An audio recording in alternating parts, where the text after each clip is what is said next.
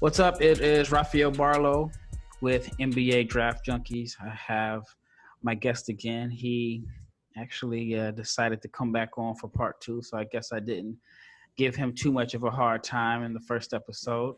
But I love didn't scare me away too much. I enjoyed his list and his breakdowns of why he had the players ranked the way they were ranked. So I definitely wanted to have him back on again. And here he is for part 2 of his list, starting off at number 6. And the guest is Korey Knepper. Korey, how are you doing today? Doing all right. How about you, Rafael? Doing good. Just getting ready for the lottery coming up soon. The lotto. Yep, Thursday. And I'm trying to get my mind prepared for my mock lottery and what I, plan on putting out that night. So it's kind of competitive in this draft world now. So I'm probably going to have some content already ready to go. And then once the list is out, have my board ready and, try to be one of the first out. So it's going to be a pretty busy week for me, but this is what I enjoy doing. It's what I signed up for. So it's all fun. I mean, there's much harder things to. Yeah, there's a lot harder jobs out there. Yep. All right. So we finished off yesterday at number 5. And now this is where it gets really interesting in my opinion, as far as your list. And so who do you have as your 6th ranked prospect on your big board? So we go to Florida State for 6 and 7. We got Devin Vassell. So first off, I want to talk about when I do look at these players, I try to be kind of vague because they are 19, 20 years old. They're going to be changing. They're going to evolve as ball players. So I try to look at either you're a point, you're a perimeter player, wing, off-ball player, or you're a big. Mm-hmm. And currently in today's NBA, wings and perimeter players that are off-ball players are the most valuable thing. You can't get enough of them. So that is also a positional value thing that has jumped some of these guys up ahead of a couple other players like maybe a Cole Anthony or maybe like a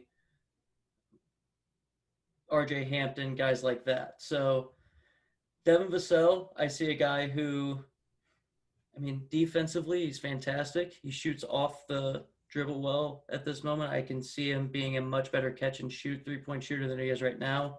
Which he was pretty efficient on catch and shoots this year. Yeah, and his trajectory is going up as far as being a 3-point shooter. I don't think he's close to being capped out. He seems like the kind of guy who could be a starter until he's 34 years old. Mm-hmm. He needs to put on a little bit of strength. He needs probably he could probably gain up to 20 pounds probably between now and then. But overall, kid can shoot, plays really, really good off-ball defense. On-ball defense will get even better as he gets stronger, which will just happen from maturing. I don't know about you, but I don't know anybody who weighs the same that they did when they were 19, 20 years old. Right. So he's going to get some man weight on him, and I think that happens with a couple of these guys. And I could see him really, really being just – his floor is being basically like a fit like Danny Green on last year's championship team. I can see that as being his floor and the peak of his career. What do you think his ceiling is? I wouldn't say, not as good of a shooter as Klay Thompson, but as good of a defender as Klay Thompson. Not as good of a shooter, but in a similar role. So here's what I'm confused. Not as good off-ball movement. Yeah. He's the next prospect that I'm going to do a video breakdown on, and I'm about 90% done with the video. And he's moving up my board a lot. He's probably him and one other player, I won't mention his name yet, are probably my 2 biggest risers.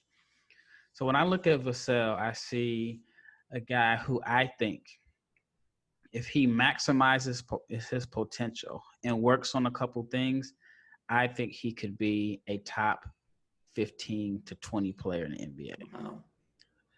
But I'll go with what I think he needs to work on first. He needs to improve his handle. Yeah. And if he is able to attack the rim off drives, then I think he becomes one of the rare guys that's a 3-level scorer. Because he shot 41% from 3 both years at Florida State. Small sample size his freshman year, but he's been consistent with that. And he likes the mid-range pull-up. He can get to his spots because, I mean, he's like, 6'7", 6'8", but he has like this 7-foot wingspan. And he's long. Yeah. And if you close out on him, he loves to pull up. And I know a lot of people don't like the mid-range shot. I think that it's a weapon for you if you are going to be a big-time scoring option for a team. And so unless you're like James Harden, most guys that are scorers can score at 3 levels. In order for him to reach the potential that I think he can reach, he's going to have to improve big time on getting to the lane, finishing at the rim, and getting to the free throw line. Like, I think if you add up his free throw attempts for his career, it's under 100. So he's been at the free throw line less than 100 times, 2 years. It probably averages out to like 1.5 free throw attempts per game in his career. So I did a study of all the guys who I think he could be like if he reaches his ceiling, and he still doesn't go to the free throw line nearly as much as they did. Yeah. So I looked at Paul George at Fresno, and I think they kind of have similar body types. I think George is more explosive athletically. He's a little taller, I think. Yeah, he may be an inch or two. Well, I think Paul George maybe was listed at 6'8" when he came into. Yeah, I know he's listed at 6'9" now. Yeah, so I think he was like 6'8" when he was in college, and he was also pretty young, if I'm not mistaken. And I think he's a 2-year player. Yeah, and I think he grew maybe an inch or two, give or take, since he's been in the NBA. And Vasel's a 2-year player, but even like Paul George got to the free throw line a lot more. But George has developed into a high volume 3-point shooter. And he takes a lot of threes. In my opinion, he's probably one of the most underrated 3-point shooters in the NBA because he shoots them off the dribble and he takes a high amount of attempts a game and he's still pretty efficient in it.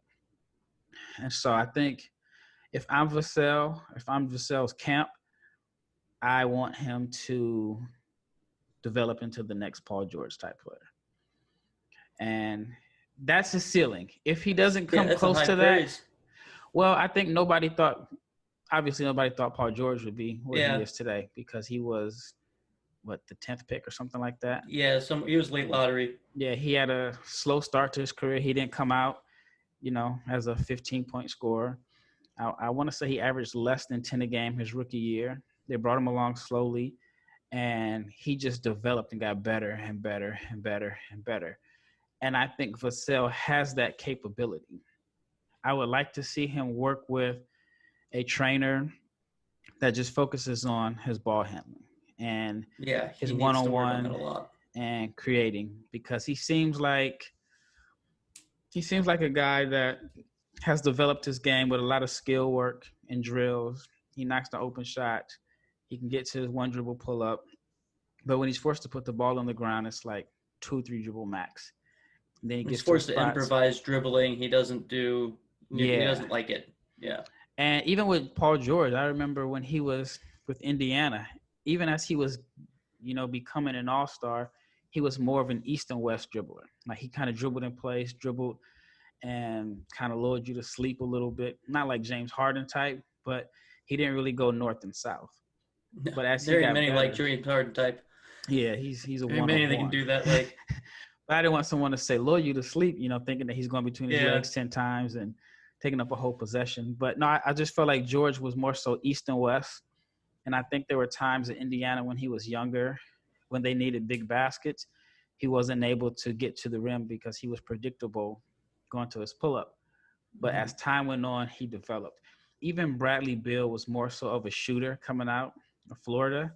and he's developed a great off the bounce game working with Drew Hanlon. And I would love to see Vassell. If he can add that to his game, I think he could be a top 20 player. It's a lofty goal. Yeah. But I just see like the characteristics because he's already got 2 levels mastered. And he has the length to be able to get his shot anytime he wants it in the mid-range. But I think sometimes he takes tough and bad shots because he's not going to the basket. And even when he does go to the basket, he's looking to avoid contact, or he just kind of throws up some off-balance shots. And I like the fact that part of being 180 pounds or whatever he is right now. So yeah, I wonder, like, all right, getting stronger, which you can probably add that to everybody's list of things to do.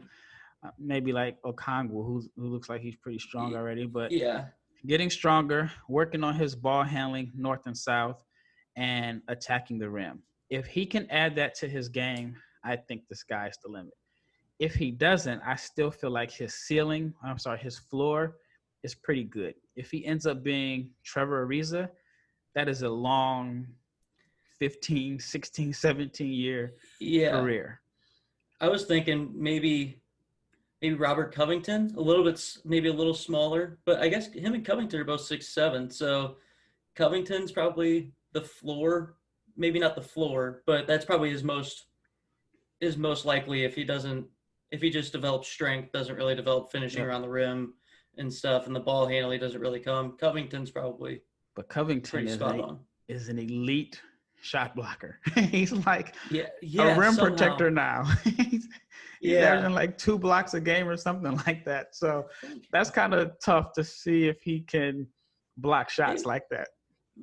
Vassell was playing the 2 at Florida State and had 1.2 blocks a game per 36. So sorry, but I don't know if Covington's weird that he can somehow play the center position on that Rockets team, but he's like literally meeting guys at the rim, verticality, blocking shots.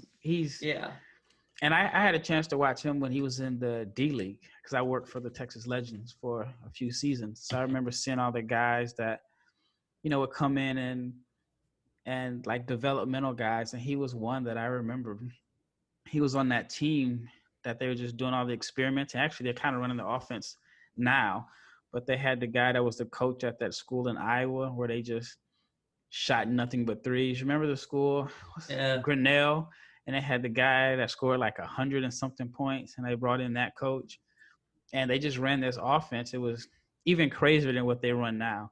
And all they did was put up threes. And he was on that team. Never would have thought that he would develop into the player that he is today. And I'm glad that Houston was able to get him back because I forgot which player I think it was like they cut him for Francisco Garcia. Yeah. It was someone that just had a name at the time, a bigger name. So I'm glad they went and got him. But anyway, I think if Vassell can be in the range of Ariza, Covington, I saw someone say that they thought that his ceiling offensively is Chris Middleton. And, I can see some similar characteristics because, a lot of teams missed out on Middleton. But he just developed. I think for some of these guys, the baseline of talent is there. It's just how much they improve and work on their games during the summer and improve their weaknesses.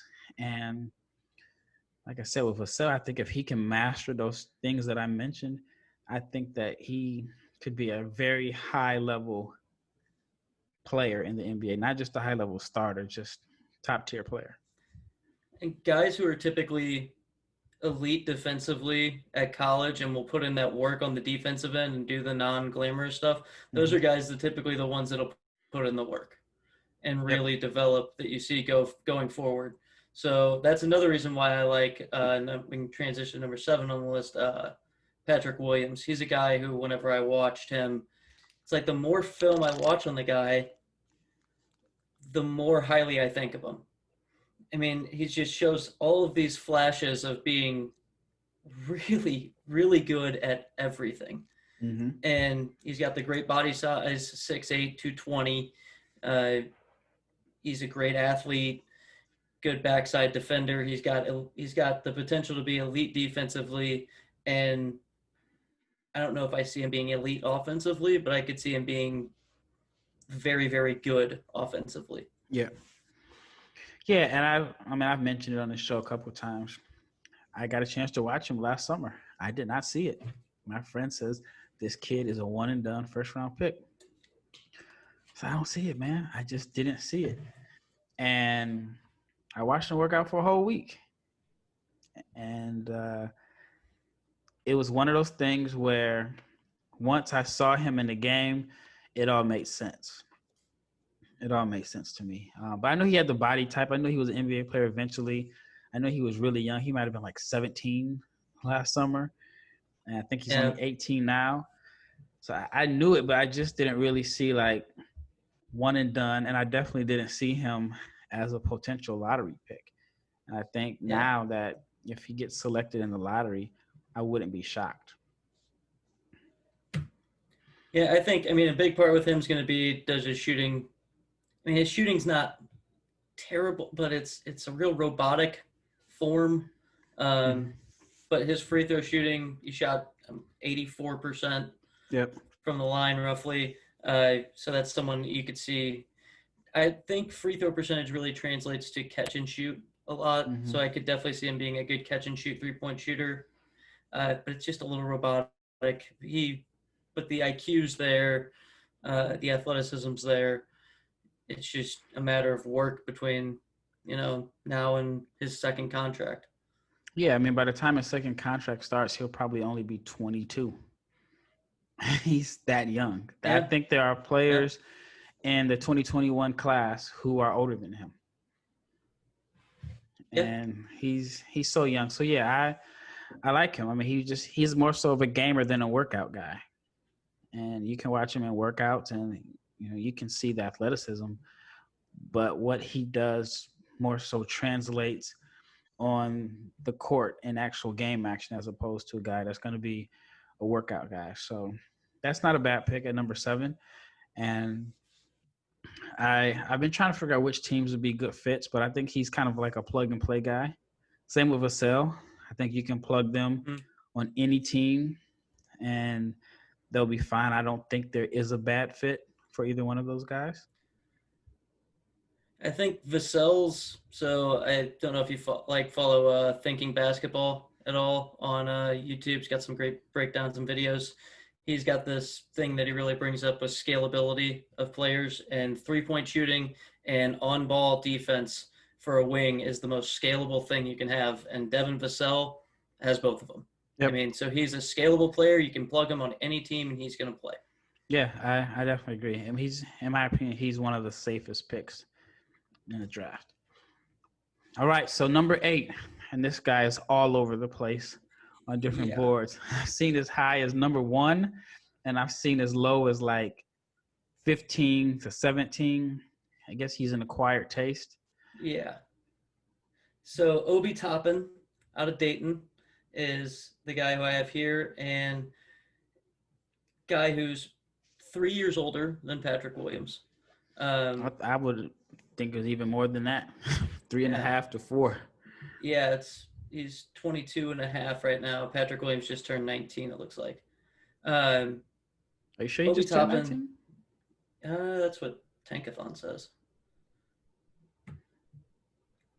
He might not, but it might have been at draft. But Obi Toppin offensively is, he's there. He's as close of a finished product offensively as you can ask for in this draft. The problem's going to be defensively. He's got no lateral movement.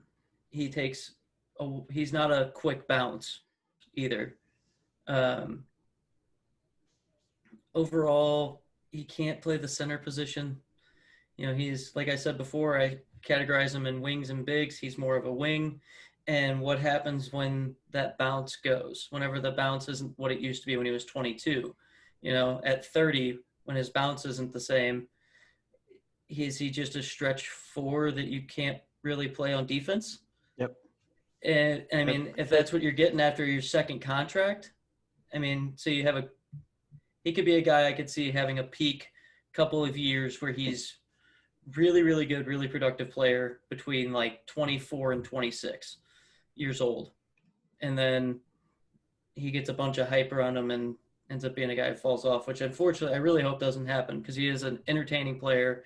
He's very fun to watch. His dunking machine, can shoot it. So I really hope that doesn't happen. But if he can't be good enough to close on a high-level playoff team defensively, then there's going to be some problems. Yeah, I mean, he's my choice for Rookie of the Year. I don't even know which team he's going to. I think that because he's so, like you said, close to being finished, or close to being a finished product offensively, I think that he's going to come in and put up good numbers on a bad team, and he's going to provide some excitement. He's going to sell tickets. He's going to be on ESPN. I don't know if he's going to make an impact in the standings. But I think he's so much more advanced than, in my opinion, everybody else in this class on the offensive end. I see him coming off to like a blazing start to his career. But I think guys are going to pass him up as time goes on and as they, mature. Like you said, Patrick Williams is 19. And I was like, 19, but it makes sense because I probably met him last summer in June. So he would have been 17, getting ready to turn 18. And I know he just turned 19 like a couple weeks ago or maybe even a week ago. So it makes sense. But yeah, I mean, 3-year age difference. I think, I don't know. I mean, I think Toppin is going to – he's going to be tough to build around. And if you're a team, you have to decide, do I want to go short term, the best prospect short term, or long term? And if I'm a team that's kind of on the edge of making the playoffs, then maybe I take him. The choice that I have for him before this bubble, I thought Phoenix would have been the best fit for him. And now Phoenix. And now I don't even know if I would do it if I'm Phoenix, just because I like what they have going now. But if they can somehow get him to steal some minutes as the backup center, that could be a pretty interesting fit. But it doesn't seem like you believe him in Sacramento looks okay. But what's the difference between him and Bagley? Hopefully he can stay on the floor. I mean, you give De'Aaron Fox two guys that can jump to the moon. If you just throw a lob up there, they'll probably meet at the square. And Toppin can space the floor a little bit better than Bagley can. Yeah. So that would help him a little bit. But neither one could play defense at the center position really well at all. So that's where I think he'd do okay there. Like you said, Phoenix, maybe if he can steal some minutes at the 5. But I like Phoenix going after Gallinari in free agency personally. Yeah. If they decide to spend money, but I don't know if they're going to or not. Robert Sarver? No. Yeah. they might even cut somebody that's valuable. Like I don't even know if they bring Baines back. So yeah, like what team do you think would be a good fit outside of Sacramento? So Phoenix was a good one, but like I can't see him going to Chicago. I can't see him going to Charlotte, Washington, but they already have enough defensive issues. But maybe they just say, hey, we're trying to get to the playoffs. We got John Wall back. We are trying to just outscore everybody. Yep, that's what I was thinking. Like a team like that they have to try to maximize this roster like right now. Mm-hmm. Washington is like one of the teams I was talking about. Even like New Orleans wouldn't be a good fit. It was another team that I had in mind that could possibly just say, hey, look, we want to try to win now. Maybe Charlotte. I think that unless they want to play PJ at the 5. And I think that Like if I'm Charlotte, he'll probably sell some tickets and provide some excitement, and I may try that. What do you think about San Antonio as a fit? San Antonio, I hope goes after a wing, but a little smaller wing, someone like Isaac Okoro, who I have later on the list, or Deni, someone who's a little bit more on the outside, perimeter guy. I could see him going to possibly Boston, because Boston's going to have that Memphis pick at 14 for Obi Toppin. Yeah, I But I think don't for know. them, They have the defensive chops to hide him at the center position. yeah. If I'm Boston, I probably just I would make a trade, but I think what I would do is I think I can get Whiteside and Dwight Howard for pennies this summer. Yeah. And I think they'll just add some size.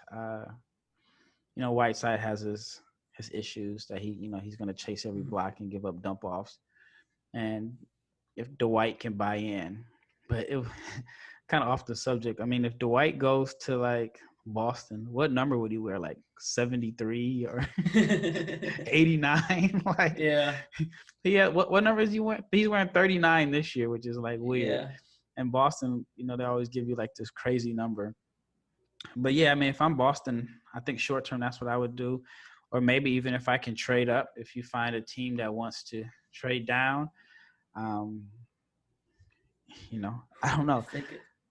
If they could find a trade up and get Okongwu. Yeah. I think something crazy is going to happen in the lottery. Like, I don't know if Phoenix is going to end up with a top 3 pick, or Boston, or somebody's going to move up. If it's someone at San Antonio.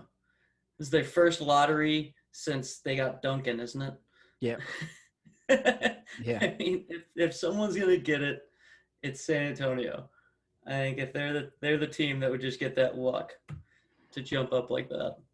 I wouldn't be shocked. I think there's somebody that is going to surprise us and just kind of – I mean, it happens almost every year. Like, I don't think we thought New Orleans was going to make the jump this year. All right, so speaking of San Antonio, the guy that you have at number 9 is the player that a lot of people have going to San Antonio. The fit there. The best fit. We got Deni Avdija? Avdija? Okay. Yep. Yeah. 6'9", combo forward, wing as well, classify him as. The biggest thing that scares me is his free throw percentage. Yeah. I mean, 55% or 58% is what it says it is right now. If you're below, from my statistical analysis on this stuff, most of the time, if you're below 68% at that age, it becomes very, very hard for you to become a good shooter, let alone if you're more than 10% below that, it's going to be, you're far off. It's not even just a matter of mechanics, it's a matter of touch at that point. And that's what scares me. Yeah. Yeah, like he shot the ball. His 3-point percentage isn't that bad. Mm-mm. And he also takes tough shots. Threes. Yeah. So when they came back in the second half, he started off shooting the ball very well from 3. It kind of fell off a little bit, and they went on to win like the Israeli Winter League. And I was able to watch a couple of those games, and I thought that his stock improved to me based off of those games. They had some injuries, and it allowed him to play the position I think he'll play in the NBA. I don't feel like Maccabi used him in the point forward type role that I think he can play in the NBA. When he played at the under 20s last summer, that kind of put him on the map.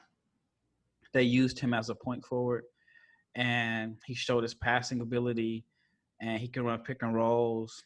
He's a pretty good defender, and he's a good rebounder. Like when he gets the rebound, he's gone. He's pushing. Yeah, he's pushing the ball. And I'm higher on Deni than most because I think that in order to have like a championship team, you need a four-man that can make plays for others and push. So, of course, nobody in the lottery is close to being a championship team. But something about a guy that can get the rebound and allow your guys to run and make decisions. I mean, you look at Golden State when they wanted to trap Curry, they put the ball in Draymond's hand, and he can make plays for others. You look at Odom, you look at Kukoc. I mean, the successful teams have had like a guy at the four spot that can be a secondary ball handler. And I think Deni can be that. I think that his shooting could be okay. The free throw shooting just seems a little bit mental to me. It seems like, I don't know, like I'm a bad free throw shooter and now I'm at the free throw line. I'm thinking about it. But what I like about him as opposed to Alonzo Ball, who's not a good free throw shooter, Lonzo doesn't attack because he doesn't want to get fouled. Deni is still on the attack. He's still aggressive, especially on straight line drives. I think that he's like a weapon that a coach can get creative with, whether it's putting him in like DHOs in the half court, kind of like what Philly does with Ben Simmons, because they know he can't shoot, and the only way to really make him effective in the half court is to get him going downhill and dribble handoffs. I think Deni can do that, but he'll look to finish or he'll make the play. He can run the pick and rolls. He's shown some flashes of being able to shoot off the dribble, and he's a smart defender. And I think, like, even if you look at guys in the EuroLeague, there's been a lot of guys from Europe that are drafted, but the guys that actually played in the EuroLeague seem to be pretty successful. There's a lot of guys that played on EuroLeague teams, but because they were so young, they never got in, and they were drafted just based off of how they played in the juniors and against their age group. But the guys that actually played on a EuroLeague team, those guys have been pretty successful in the NBA. So I know Luka for sure. I mean, you saw that. I think, if I'm not mistaken, Porzingis played. So I don't know if they were EuroLeague or too. I don't know if they're a EuroLeague or Euro Cup that year. Yeah. It kind of changes. But then you look at Bender. Bender played for Maccabi, but he never really got in. But he was on the team. He was drafted based off of how well he played in the juniors. Yeah, I think in the EuroLeague, or I think it was EuroLeague or something, he averaged like 4 minutes a game. Yeah, something like that. It was something like it was all like garbage time minutes too, I think, or something. Yeah, because the games that's a while back. I don't really remember. Yeah, and it's tough because the games there are so competitive. Like, there's no reward for losing. The thing about the NBA that I'm kind of iffy on, sometimes I don't know if I like it or not, is that you get rewarded for losing. Mm-hmm. So you may have a team playing a guy 20 minutes a game who's not ready to play, but the team knows, all right, I drafted this guy, I want him to look good. Or B, if we stink and he's that bad, then he'll help us be in position to get another lottery pick.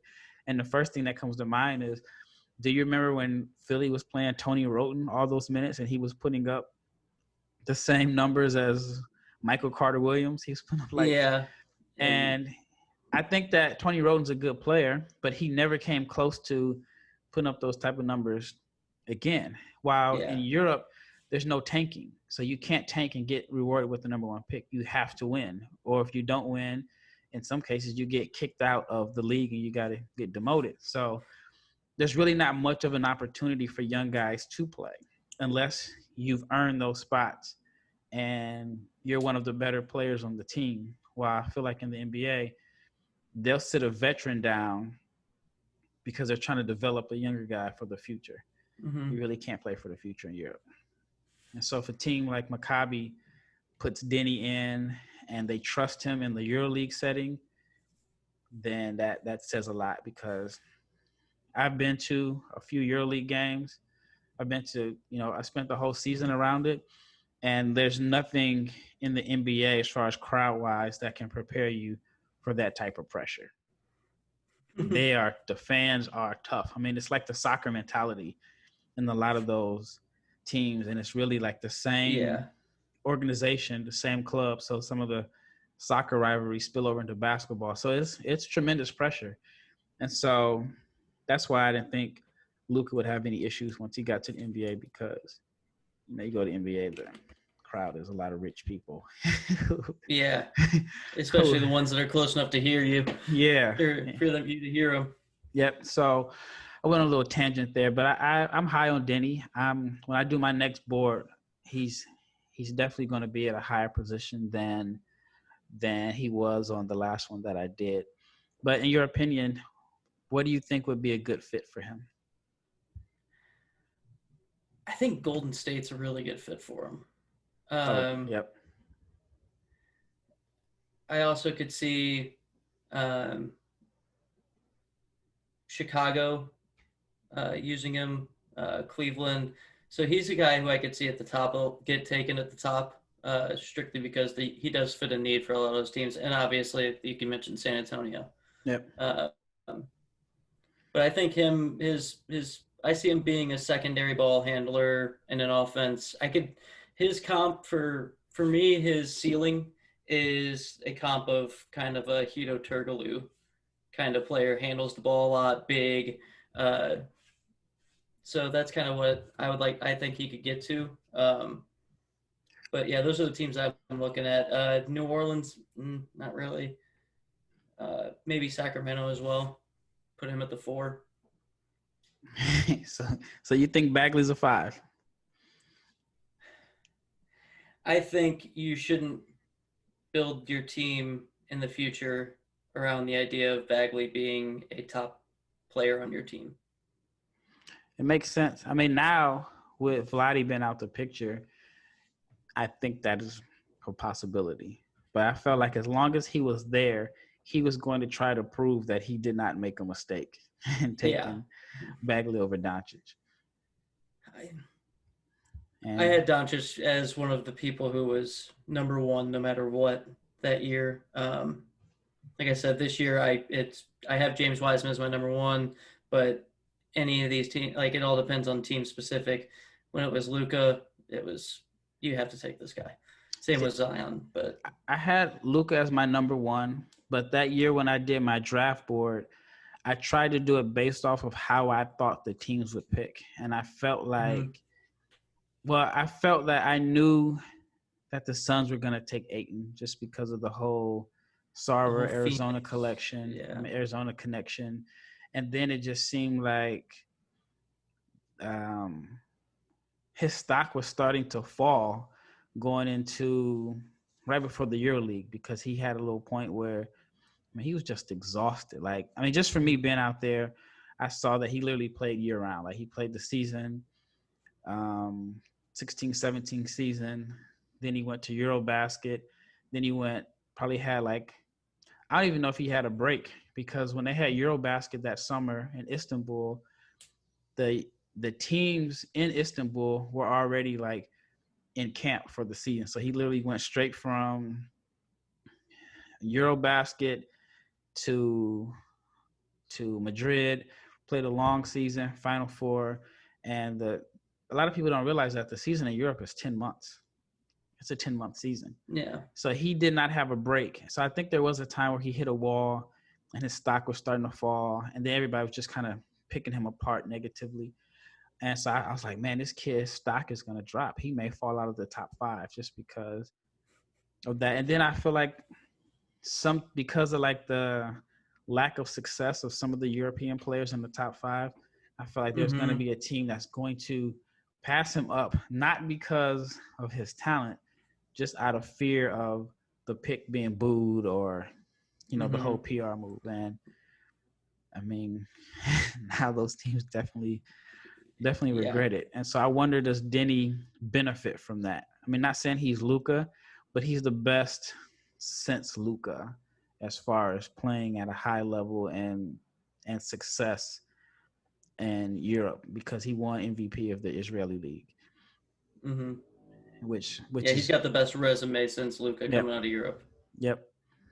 All right, so We're at number 10. Who's your number 10 prospect? So I got Isaac Okoro.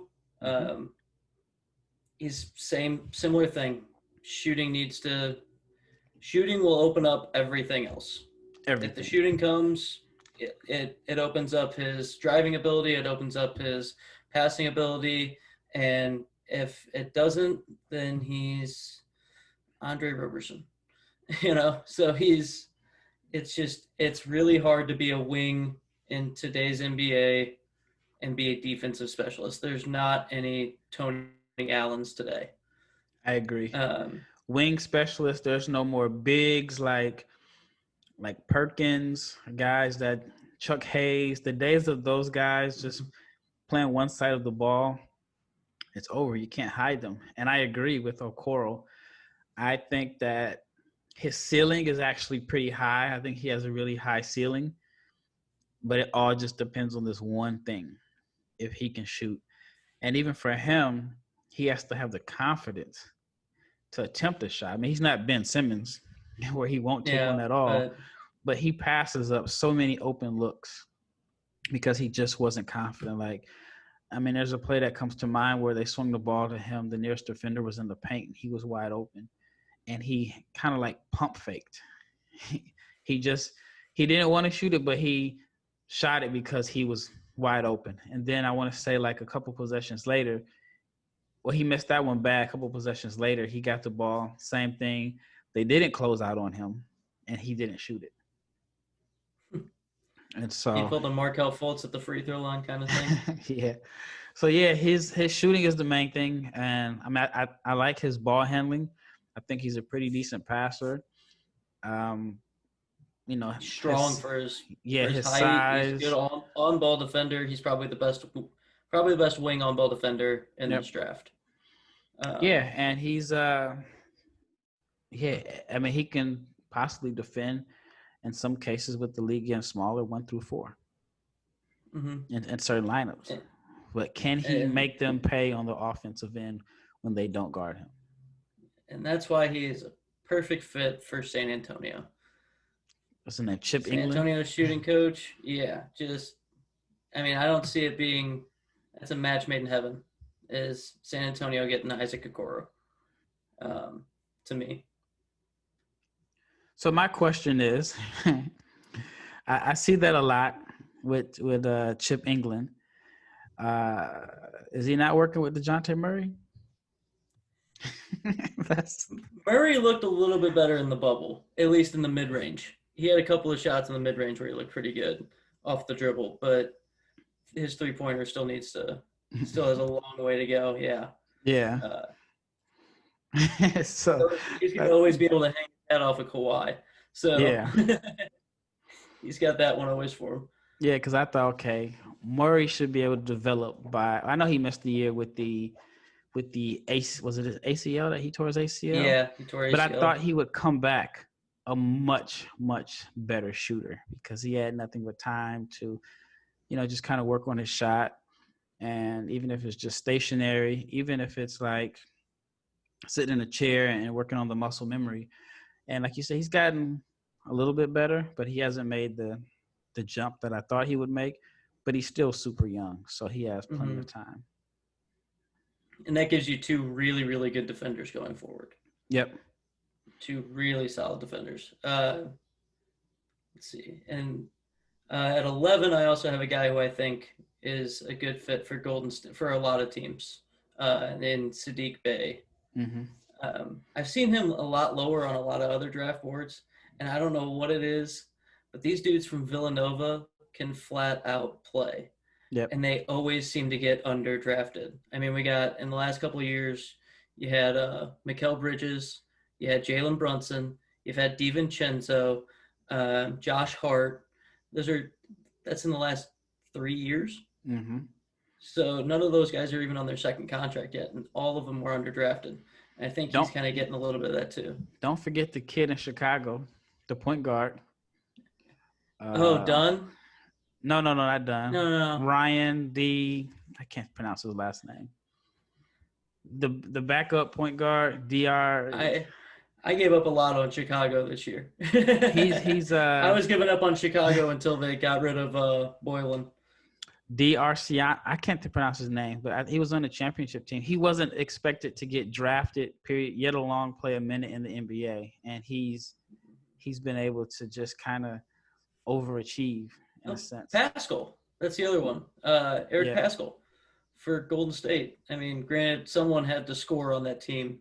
Someone had to put the ball in the hoop, and he ended up being kind of the main guy there after everybody went down. But he's another Villanova guy that got taken late. So Saddiq Bey, great shooter.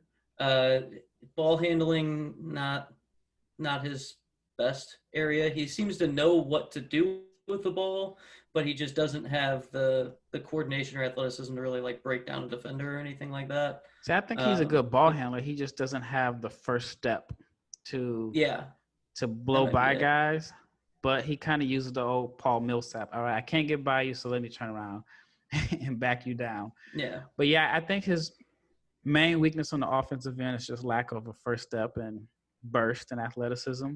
But I think he's, like you said, he's a Villanova guy. They all seem to overachieve their draft position. Has a high IQ. He doesn't turn the ball over. He's a good passer, and he shot over 45% from three. I think he might be the best of the bunch of the Villanova guys. I mean, Bridges seems to be doing well. Bridges is nasty defensively. Yeah, I mean, just think Philly drafted him and traded him for Zaire Smith, if I believe. Yeah. Well, part of it was to clear up space so they can give Tobias Harris $200 million. Yeah, we can get into this later, but I think Elton Brand might be the worst GM in NBA history. Yeah, I just feel like and I've said it a few times, just feels like he thinks it's the era that he played in. Like he's trying to build a team try to overpower it's like he guys. said, if I got 5 of me's out there, then we'd win a championship. So I'm going to go try to find 5 guys who are a lot like me and put them out on a team. Yeah, we got 4. We don't need shooting. We just need to dominate the glass. It's just the old school mentality. Yeah. Bigger is better. But yeah, I think that with Bey, one, he's not as good of a defender as Bridges. I think he is a very good defender, but he doesn't have that upside as Bridges, but I feel like he's a better playmaker and passer. And I mean, the shooting could be even. I mean, you can go either way. I'd say he's a better shooter coming out than Bridges was. Yeah, well, I know I can't remember off the top of my head. I know Bridges shot in the 40s, if I'm not mistaken, but Bey was like 45 this year. With a further 3-point line. Yeah. And I think that I would love to see him go to Portland. I think that Portland, the one they need defense and shooting, he can definitely shoot the ball. He will be a floor spacer there. But if you have him and Nurkic, and that would give the Blazers 2 additional guys that are pretty good decision makers and passers, and that can put the ball on the floor and make plays for others if a team decides to trap Dame or CJ and get the ball out of their hands. And so, like I said, I really like guys that are 4s because I think Bey is a 4. I think that that's the best position for him where he might have the best advantages at the 4 spot. I think he's a 4, and he's a guy that can push the ball, and you can run pick and rolls for him. You can use him as like this weapon that can fill so many different holes that your team may have on the offensive end. So I would like to see him in Portland or even Dallas. I think Dallas would be I could see him in Dallas. I don't know if he falls down that far. I think Minnesota would be a good fit too. If he falls to that 17 pick. Yeah. Minnesota would be a good fit. You'd have 4 wings of Beasley, Okogie, and Culver, who are all 3 kind of smaller perimeter guys, and so this would kind of give you some size on the perimeter. I think if their draft worked perfectly for me, they'd have Okongwu and Bey is what they'd walk out with. But that's a tall order, I think, for them. I don't think Saddiq Bey should fall that far. No, I don't. But somebody's gonna fall. Somebody's definitely gonna fall. And this draft is not as, at least in my opinion, it's not as bad as what some people make it out to be. I think there's a lot of guys in this draft that are going to be pretty good role players that play a long time. It's just not superstar heavy at the top, or But yeah, I think somebody's going to fall. I think Bey is pretty much a plug and play guy too. I think any team that he goes to, you can plug him in the lineup and he can contribute. Like we said with Vassell, I think this is a guy who could start until he's 34, 35 years old. Yep. I mean, he can be in the league for over a decade as a starter. Yep. And that's fantastic value I think one thing that's big is you don't see is a lot of the swings for the fences end up being swings and misses. Yeah. So especially in the late lottery, not everybody turns into Michael Porter Jr., whenever you pick in the late lottery. So I think being a little safer down there is a little bit better. Yep. And but he's a guy that 10 years ago, he probably was a second round pick. Because he's a tweener. You had to be this 3 or this 4, and it just shows how much the game has changed. Because I feel like if this were instead of 2020, 2000, I think Vernon Carey is a top 5 pick, and Saddiq Bey is a second round pick. Yeah, I think Okongwu, Vernon Carey for sure. Vernon Carey, Isaiah Stewart is a lottery pick. Precious Chichua. Yeah, I think he's kind of his name. Yeah, I don't know. He'd probably be somewhere around there too. Well, I just don't know what position he would play in that era because he's not really a 4. Yeah. He's just a. He's actually kind of a. I like Precious. I got him as a 5. That's what my brother has him as a 5. I definitely think that he'll close games at the 5. I don't know if a team is going to draft him and say that he's their 5.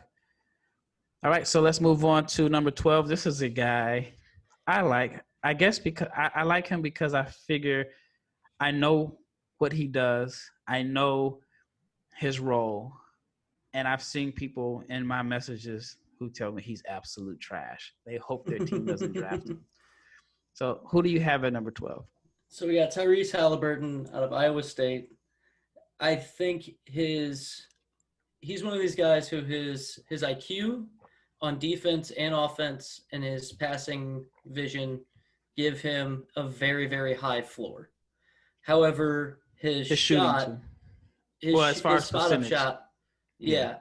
But his inability to really have a dribble pull-up shot limits his ceiling.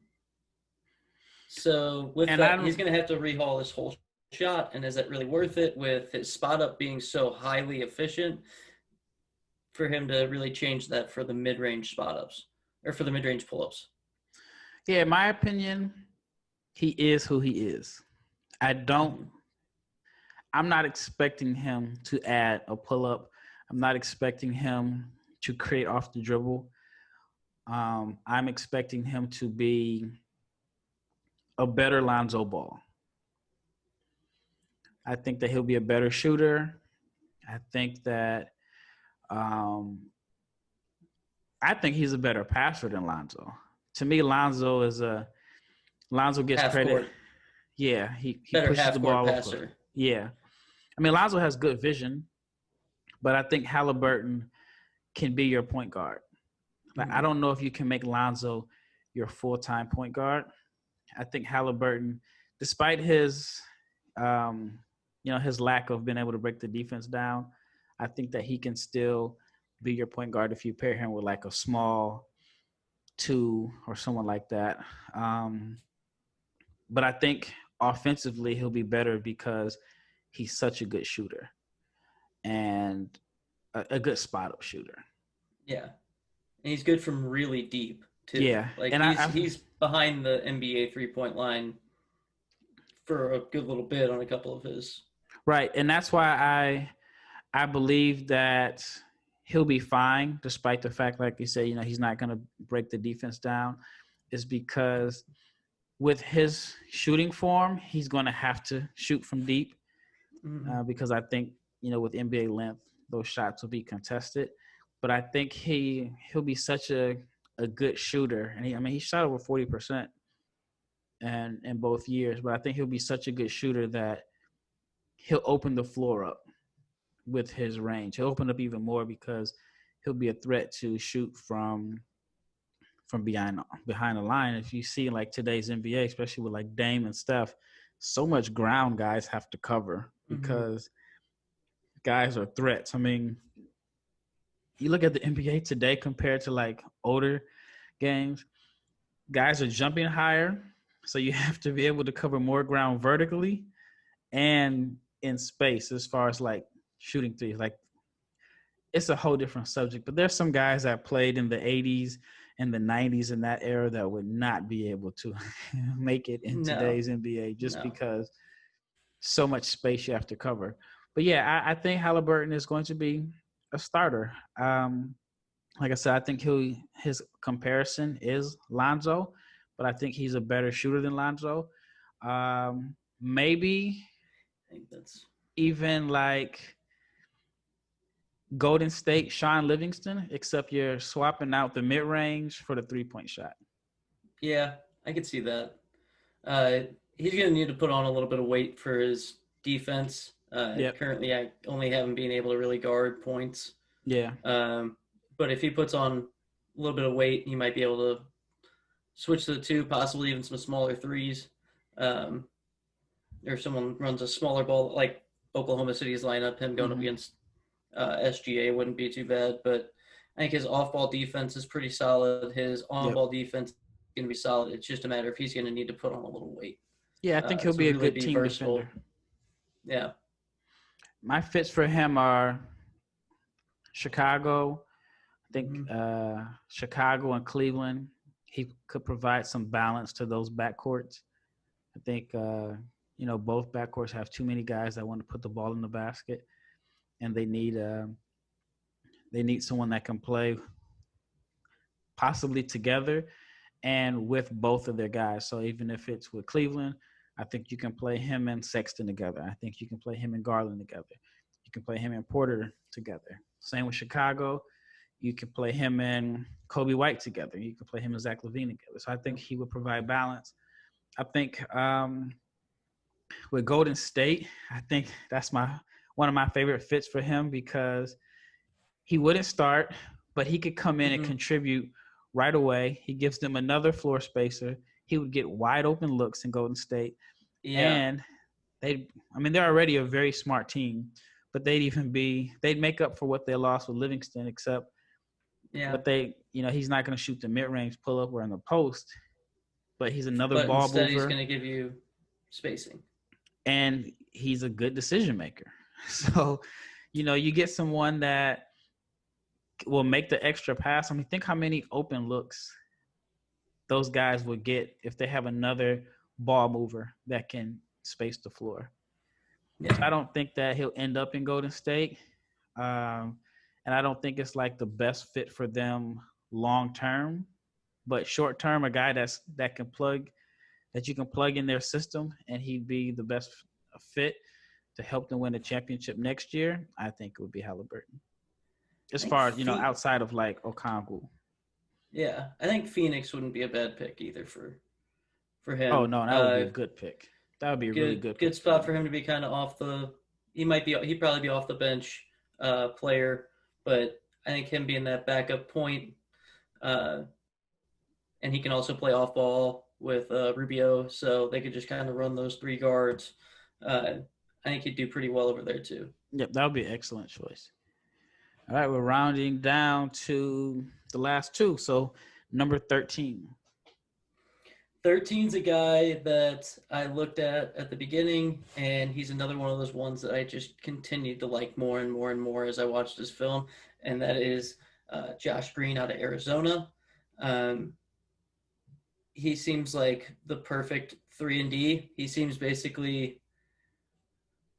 like what Devin Vassell is what he's going to be next year. So he's going to be that 3-and-D guy. He's long, whenever I started, I looked and I was like, what's the difference between Green and Cassius Stanley? They're both athletic. They're both 6'6", and they're both freshmen. And then I realized that Cassius Stanley's actually like 21, Yeah. and Green's actual freshman. Yeah. And I mean, he can shoot it. He can play defense. He's going to need to, another one of those guys, and needs to add a little weight to be a real good defender. But he's another one of those that's going to be in that Danny Green kind of mold, with maybe early Danny Green, not recent Danny Green, but when Danny Green used to be able to get up and throw it down a little bit. That was when he was a dancer. Yeah. I feel like his first 2 years in the league, he was LeBron's dance partner. Yeah. He could have stayed with LeBron. That would have been a good spot for him to stay. But and now he's with him. But his three-point shooting ability, he looks like his shooting mechanics look like he's going to be able to catch, or he's going to be able to go off of movement really well too, whenever he gets further in. And his on-ball defense isn't quite there yet, but it could be to the point of being able to guard, 1 through 3. And I mean, that's a championship level player. That's what you need on a championship level team, is that kind of starter, guy who can do that. Yeah, I like how he loves to get out and run, and he looks to finish strong every time he has an opportunity to. He plays hard. I like him. He actually was the biggest drop in my last mock. He, just the way I kind of did it based off of team fit, as opposed to just like a big board, I did a combination of these are the guys I like, and I think if I'm the general manager of this team, this is who I'm selecting. And he fell late. And I'm not sure where he'll end up in my last one, but he fell to Toronto, which for him, that would cost him a lot of money, but it would be an excellent fit. Yeah. And they somehow I think him and Dallas is a really, really good fit. Yep. Yeah, because I mean, I live in Dallas, and I wasn't around this year, but I was around last season doing media, so I went to most of the home games. And if I'm Dallas, I'm trying to decide, do I want another 3-and-D wing, or do I try to find another player that can create his own shot? Because right now it's Luka, and then to me the next best on the team as far as like creating their own shot might be Brunson. Yeah. And I mean, I've seen KP pull off a couple of step backs. Kristaps Porzingis at 7'3", pulling off a step back 3. Oh yeah, I mean, coming off pin downs. It's not often. Yeah. Yeah, but as far as like another guard that can put the ball on the floor, make plays for others, I'm kind of torn which direction I would go if I'm them, because I think like, they play like these small lineups, and someone like, if they can get like a Grant Riller at number 30, I think that would be a pretty interesting fit for them. But Dallas would be a good fit. I mean, just because, Green is his calling card is probably going to be his defense and his athleticism. And then if he can improve as a shooter and become high 30s, 40s from 3, then he's a really good complementary piece for Luka Doncic. Yeah, when I look at Dallas, I see defensively they need to add a really, really good on-ball defender and then another really, really good off-ball defender. Yep. So if they can add those two with what they already have, then they have a really, really good team. I mean, Finney-Smith is fine, but I don't think he's the end game there. Yeah. But he plays his role. All right, so number 14 is the last guy in today's podcast. Speaking of off-ball defense here, Tyler Bey at number 14 is who I have. I know he is one that is – I probably am higher on him than almost anybody. Oh, I'm high on him. I think he's a poor man's Sean Marion. There's only one Sean Marion, so maybe poor man is not a good word, but maybe poor homeless man's Sean Marion. I think he's a mix of Brandon Clark and Matisse Thybulle. Like, And to me, if you both roll on them offense together, and defense. they're Yeah. Sean Marion. Yeah. With maybe just about as funky of a shot. But he's one I think was it Sam Vecini from The Athletic has him. He had to get a call from a general manager to tell him, hey, you should at least put Tyler Bey on your big board. He's like, but I don't think he should even be drafted. So There's some people who have him that low.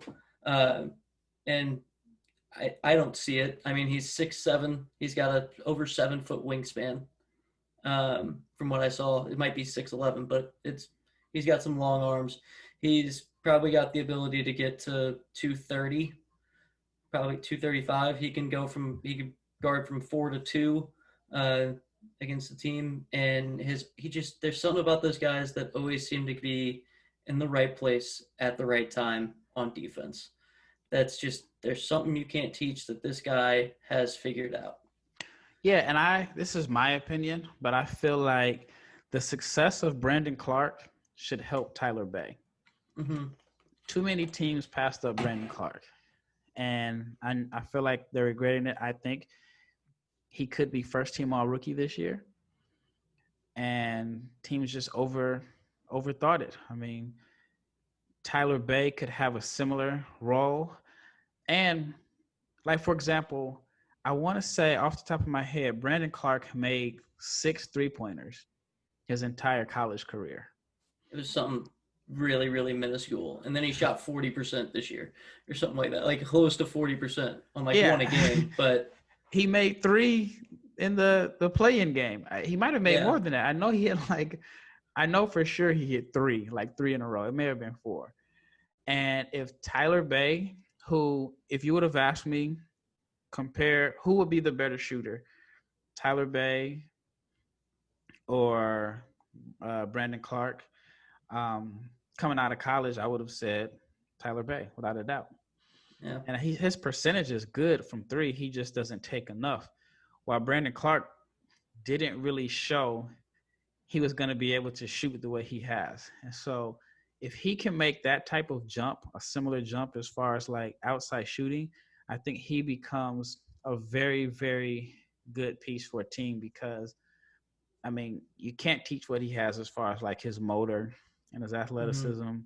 He's a good rebounder. He runs really the floor. Good rebounder for his size. Yeah, he's, really good rebounder.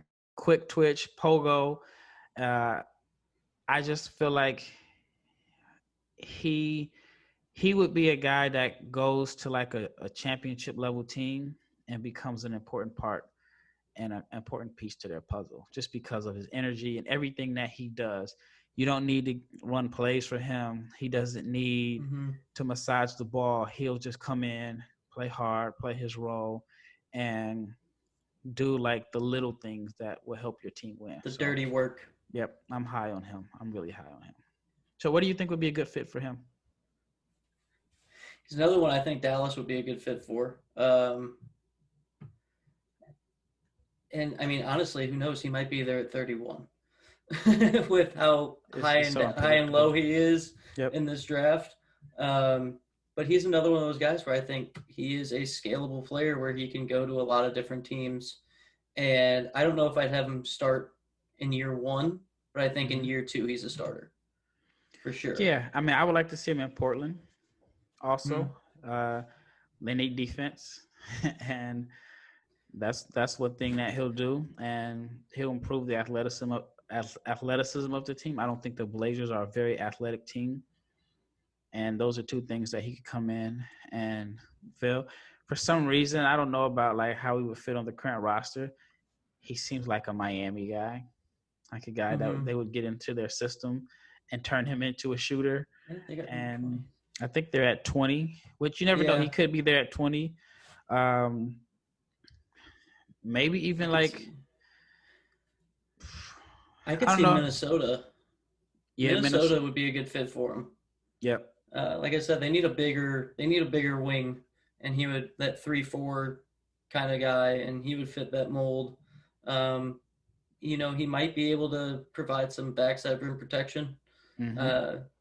Something that Karl Anthony Towns kind of needs out of a 4. I actually wanted them to take Brandon Clark at 12 last year. And that ended up not happening. They traded up for Culver. Yeah. So, yeah. You know what? Brooklyn may be an interesting place for him because Brooklyn would be an interesting fit too. They play hard. That's what he does.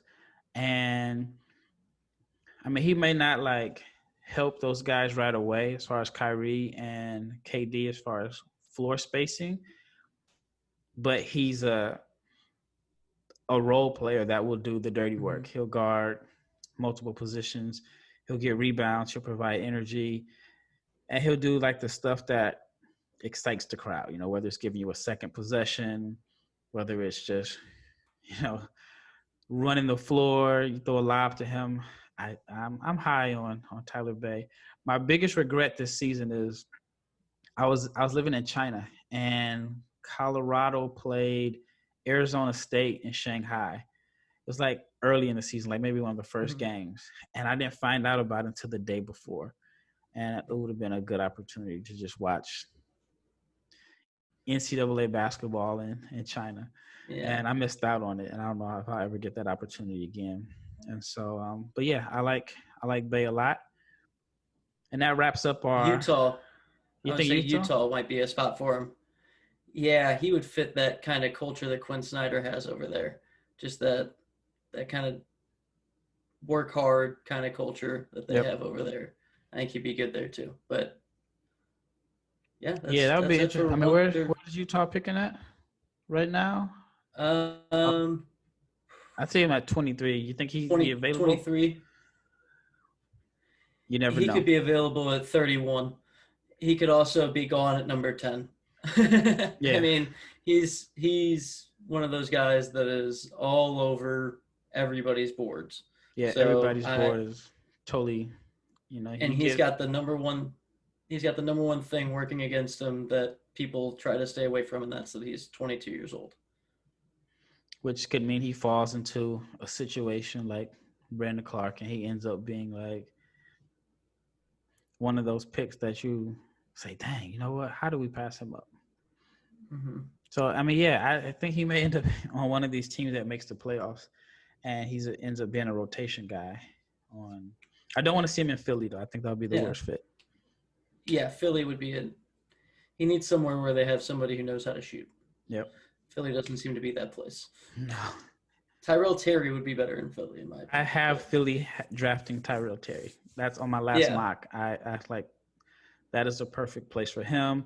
Now that Isaiah Joe is back in the draft, I think even though that's probably a little high for him, they have to draft for fit. Not necessarily the best player available. Well, all right, man. I appreciate you coming on again, taking time out of your evening to be a guest on this podcast. Again, this is Raphael Barlow with Korey Knepper. He just gave us picks. Well, he just gave us 6 through 14 on his big board. Hopefully he can come on again in the near future, sometime within the next week, and we can talk about the lottery, and then just finish out his first round, because he took the time to make a 30-person big board. A lot of people stop at the lottery, and I just think that anyone that takes the time to watch film, put together, a list with commentary, I'm all for having them come on the show as a guest to explain their list, and like I said, maybe provide a platform for guys that are interested in the draft, and maybe doing some draft work long term. So thank you again for coming on. Hopefully to have you soon. Yeah, my pleasure. This is fun. I can talk draft for an hour anytime. All right, so I'll hold you up on that. Yeah. So I'll hold you up on that. All right, so thanks again. This is Raphael with NBA Draft Junkies with Korey Knepper, and we are out.